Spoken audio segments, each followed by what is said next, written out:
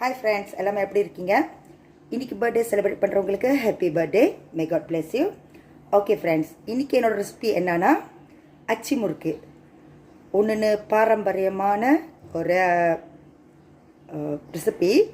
So இது நான் readymade மாவு பாய்க்கல, நான் அரைச்சி செய்கிறேன். நான் உங்ககிட்ட காமிக்கிறேன் பாருங்கள். உங்களுக்கு பிடிச்சிருந்தா நீங்களும் கண்டிப்பாக செஞ்சுட்டு எனக்கு மறந்துடாமல் இன்ஸ்டா ஐடி honeypriya5 அங்கே ஃபோட்டோ அனுப்புங்க. ஸோ இந்த அச்சி முறுக்கு நான் 2 டைப்பாக செய்கிறேன். ஒன்று எக்லெஸ், ஒன்று வித் எக். பாருங்கள். தேங்க்யூ. ஓகே ஃப்ரெண்ட்ஸ், அச்சி முறுக்கு நான் எப்படி செய்கிறேன்ட்டு பாருங்கள். இங்கே பாருங்கள், நான் 1 கப் அரிசி மாவு. இது நான் என்ன பண்ணேன்னா, ஒரு கோலை பச்சை அரிசியை ஒரு 2 hours தண்ணியில் நல்லா ஊற வச்சுட்டு, அதுக்கப்புறம் தண்ணி இல்லாமல் வெடி தட்டிட்டு வெளியே கொஞ்ச நேரம் நான் காய வச்சேன். ஓகேங்களா, அந்த தண்ணி பசுப்பு இல்லாமல். ஓகே, அதுக்கப்புறம் நல்லா பிளெண்ட் பண்ணிவிட்டு வெடிச்சிட்டு வச்சுருக்கேன். ஓகேங்களா, அரிசி மாவு நான் ரெடிமேட் மாவு யூஸ் பண்ணல. நான் எப்படி செய்கிறேன்னு பாருங்கள். 1 கப். ஓகே, ஸோ இது கோதுமாவு. ஓகே, தப்பங்கண்டும் 2 டேபிள் ஸ்பூன் போட்டிருக்கேன். இதையும் இது கூட இது மாதிரி வடிச்சிடுவோம். கை யூஸ் பண்ணிங்கன்னா கொஞ்சம் ஈஸியாக இருக்கும். முடிஞ்சு அதுக்கப்புறம் 1/2 கப் சந்தான் தேங்காய் பால் நல்லா துக்காக எடுத்து வச்சுருக்கேன். அது ஊற்றுவோம். அப்புறம் இது எள்ளு 1/2 டேபிள் ஸ்பூன் தான் நான் எடுத்திருக்கேன். உங்களுக்கு கூட வேணுமா நீங்கள் யூஸ் பண்ணிக்கலாம். நான் என்ன பண்ணேன், வெள்ளை கலர் எடுத்து கொஞ்ச நேரம் ரோஸ்ட் பண்ணிவிட்டு வச்சுருக்கேன். நீங்கள் கருப்பு கலர் எள்ளு யூஸ் பண்ணுறதா இருந்தால் கூட ஓகே, நோ ப்ராப்ளம். அப்புறம் 2 பிஞ்ச் சால்ட் எடுத்து வச்சுருக்கேன், உப்பு. அதையும் இதில் போட்டுக்குவோம். இங்கே 1/2 கப் சீனி, சுகர் போட்டுருவோம். அதுக்கப்புறம் நல்லா மிக்ஸ் பண்ணுவோம்.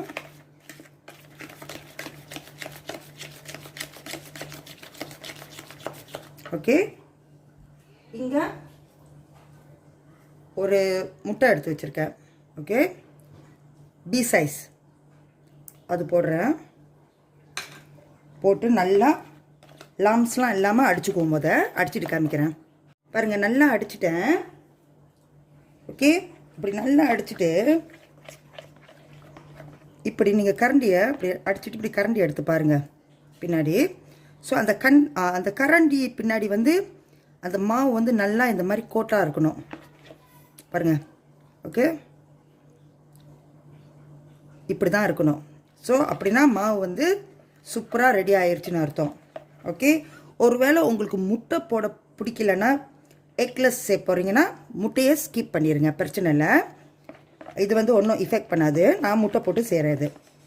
மெயின் என்னன்னா, இந்த மாதிரி அடிச்சுட்டு பாருங்கள்.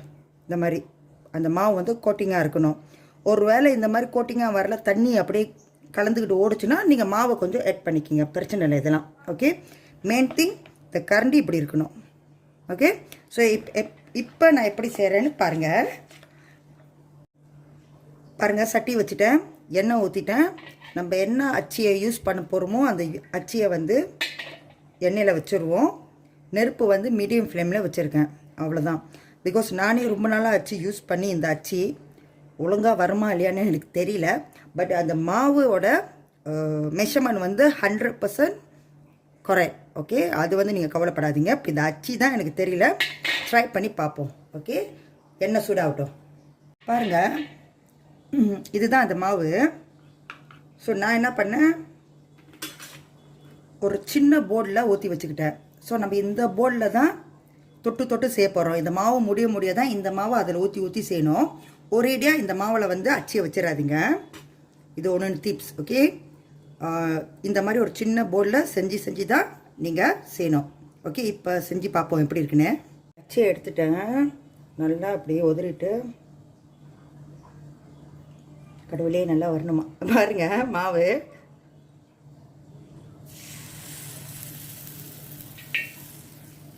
ஓகே, இது உதிரிடுங்க. அப்புறம் வைப்போம். மீடியம் ஃப்ளேம் தான். உதிரி பார்ப்போம் வருதான்னு. வந்துருச்சு. இந்த அச்சு எழுச்சி வச்சுட்டு திருப்பி போட்டுருங்க. கொஞ்ச நேரம் தான் இது, டக்கு டக்குன்னு செய்யணும். ஸோ இந்த மாதிரி மேலே பகுதியாக பார்த்து இப்படி எடுத்துருங்க. மேலே பகுதியாக கீழே பகுதியாக விழுதுல எடுக்காதீங்க. இது மேலே விழுது தான் நீங்கள் எடுக்கணும். அப்போ எண்ணெய் ஊற்றுறதா இருந்தால் அது கீழே இங்கே ஊற்றிடும். ஓகே, இப்படி தான் செய்யணும். ஓகேங்களா? ஸோ செஞ்சுட்டு நான் உங்கள்கிட்ட காமிக்கிறேன். நெருப்பு வந்து மீடியம் ஃப்ளேமில் வச்சுக்கிங்க. அது சீக்கிரமாக சூடாகும். பிகாஸ் சமூகம் நான் உண்டி வேறையா ரொம்ப கஷ்டமாக இருக்குது. இப்படி தான் எடுக்கணும். இந்த மாதிரி குச்சி யூஸ் பண்ணுங்கள், பெட்டர். பாருங்கள், அப்படியே 3 செஞ்சுட்டேன். ஓகேங்களா? திருப்பியும் எண்ணெயை அப்படி உதிரிக்கணும்.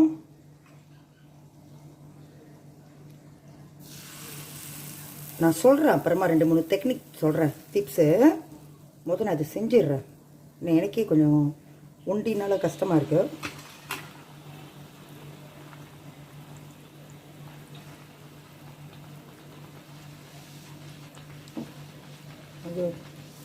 ஓகேங்களா? ஏதோ வருது.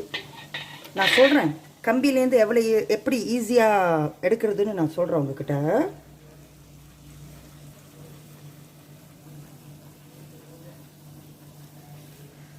சீக்கிரமாக கருகும். மீடியம் ஃப்ளேம்லேயே வச்சுக்கிங்க. அழகா இருக்கா? ஓகே, நான் செஞ்சுட்டு உங்ககிட்ட காமிக்கிறேன். அப்புறம் நான் சொல்கிறேன் டிப்ஸை. ஓகே ஃப்ரெண்ட்ஸ், பாருங்கள். இதோ பாருங்க, உங்கள்கிட்ட ஒன்று காமிக்கணும். இதுதான் நான் முட்டை போட்ட மாவு. ஓகேங்களா? இது வந்து முட்டை போடாமல் செஞ்சுருக்கேன். Okay, sorry. இதோ பாருங்க, இங்கே பாருங்க. இது இந்த 6 வந்து முட்டை போட்டுது. இது கொஞ்சம் கருகி இருக்குது, அதை நோட் பண்ணாதீங்க. ஸோ இது 5 வந்து முட்டை போடாமல். ஓகே, ஸ்டில் இந்த அச்சு யூஸ் பண்ணால் அது அழகாக தான் வரும்.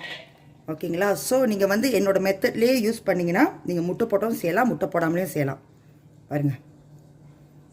ஓகே, என்னன்னா ஒன்று சொல்கிறேன். ரொம்ப பேருக்கு தெரியும், தெரியாதவங்களுக்கு சொல்கிறேன். ஓகே, இல்லைங்க, அடுப்பை பார்த்துக்கிறேன். மீடியம் ஃப்ளேம்லேயே மெயின்டைன் பண்ணுங்கள். ரொம்ப இதாச்சும் கருகிடுது.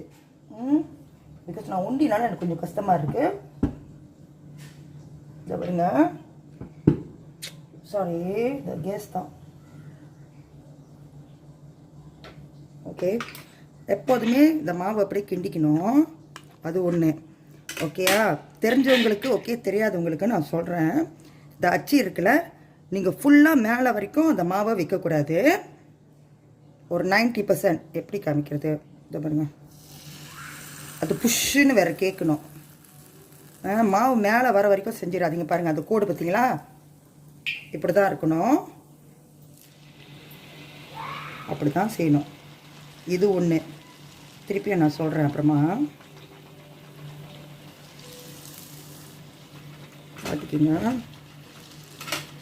பார்த்துக்கிங்க அப்படிங்க. இப்படி சரிங்க. ஓகேயா?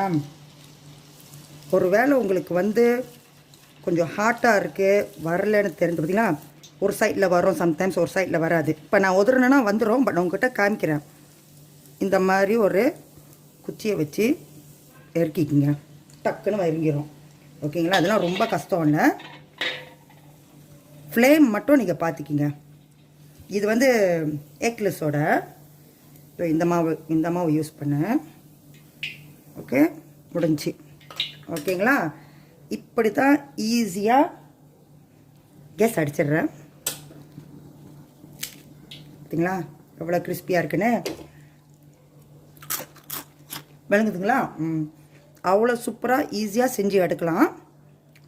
ஸோ நான் டிப்ஸு சொல்கிறேன் எப்படி இந்த கம்பியில் வந்து ஒட்டாமல் எடுக்கிறதுக்குன்னு. ஓகே, பாருங்கள். அப்புறம்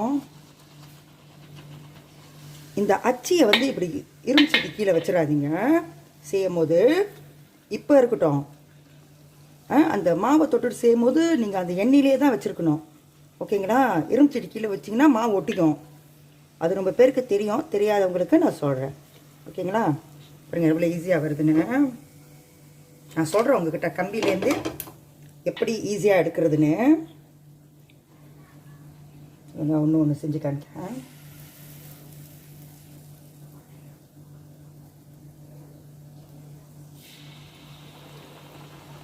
தண்ணி இரும்பு சட்டியில் வச்சிடக்கூடாது இந்த கம்பியை. வருது பார்த்தீங்களா? நான் சொல்கிறேன் எப்படி எடுக்கிறதுன்னு. எனக்கே ஒரு டவுட்டில் தான் ட்ரை பண்ணி பார்த்தேன், பட் அழகாக வருது. ஸோ நான் உங்ககிட்ட சொல்கிறேன் அது எப்படி ஈஸியாக எடுக்கிறதுன்னு. ஸோ இந்த ஷேப்லாம் நீங்கள் பார்க்காதீங்க என்னோட ப்ளீஸா. ஸோ நான் உண்டினால எனக்கு கொஞ்சம் அவசரத்தில் செய்கிறேன். அந்த டேஸ்ட்டு அந்த டிப்ஸு அதை பாருங்கள் கரெக்டாக வரும். ஓகேங்களா? ஓகேங்களா? ஸோ இப்போ நான் சொல்கிறேன் டிப்ஸ். ஹாய் ஃப்ரெண்ட்ஸ், பாருங்கள் 2 டைப்ஸ் செஞ்சுட்டேன். Eggless and with egg. ஓகேங்களா? நான் இப்படி தான் செய்வேன். மெத்தட்லாம் ரொம்ப சேம். பாருங்கள்.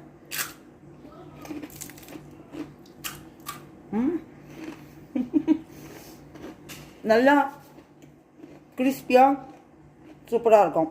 ஓகேங்களா? எனக்கு தெரியும் இந்த மாவு வந்து நீங்கள் 100% கரெக்டாக கலந்துருவீங்க. மாவு கரைக்கிறது வந்து பிரச்சனையே இல்லை. ஓகேங்களா? அச்சு முறுக்கு செய்யும்போது எப்போதுமே பிரச்சனை கொடுக்குறது இந்த கம்பி தான். ஓகே? ஸோ இந்த கம்பியில் வந்து எப்படி மாவு வந்து ஒட்டாமல் ஈஸியாக வர வைக்கிறதுக்கு நான் உங்கள்கிட்ட 2-3 டிப்ஸ் சொல்கிறேன். நீங்கள் ட்ரை பண்ணி பாருங்கள். ஓகேங்களா? ஃபர்ஸ்ட் நீங்கள் என்ன பண்ணுங்கள், ஈவன் அது புது கம்பியாக இருந்தாலும் சரி, இல்லை ஏற்கனவே இந்த மாதிரி யூஸ் பண்ணுறதா இருந்தாலும் சரி, பிகாஸ் நம்ம வந்து வருஷத்துக்கு ஒரு வாட்டி தான் இந்த கம்பியை யூஸ் பண்ணுவோம். ஓகேங்களா? நீங்கள் என்ன பண்ணுங்கள், வெந்தயம் இவ்வளோ வெந்தயம் எடுத்துக்கிங்க. பிளேண்டரில் போட்டு பட்டும் படாமல் அரைச்சிட்டு ஒரு பவுலில் குட்டி வச்சுட்டு தண்ணி ஊற்றி வச்சுட்டு அந்த அச்சையை அது உள்ளுக்கு போட்டுருங்க. Minimum 2 days. ஓகே? பிகாஸ் அந்த வெந்தயம் தண்ணி வந்து நெக்ஸ்ட் டே நீங்கள் பார்க்கும்போது ஒரு மாதிரி பசு பசுன்னு ஆயிரும். ஓகே? ஸோ அந்த பசு பசு தான் இந்த கம்பிக்கு வந்து நல்லா ஒரு ஹெல்ப் பண்ணும், மாவு அழகாக கம்பி விட்டு வெளியே வர்றதுக்கு. ஓகேங்களா? ஸோ மினிமம் 2 days கூட வச்சுருந்தீங்கன்னா ஓகே. ஓகே? ஸோ நீங்கள் அச்சு முறுக்கு செய்யும் போது ஸோ அந்த வெந்தய தண்ணியிலேருந்து இந்த அச்சியை எடுத்துகிட்டு பைப் தண்ணியில் கழுவுங்க. சோப்லாம் போட்டு தேய்க்கக்கூடாது. ஓகே? பைப் தண்ணியில் கழுவிட்டு தண்ணி இல்லாமல் உதறிட்டு ஸோ அச்சு முறுக்கு செய்யும் போது அந்த எண்ணெய் உள்ளுக்கு நீங்கள் வச்சுருங்க. ஓகேங்களா? ஸோ கண்டிப்பாக ஈஸியாக வரும். ஓகே? அது 1.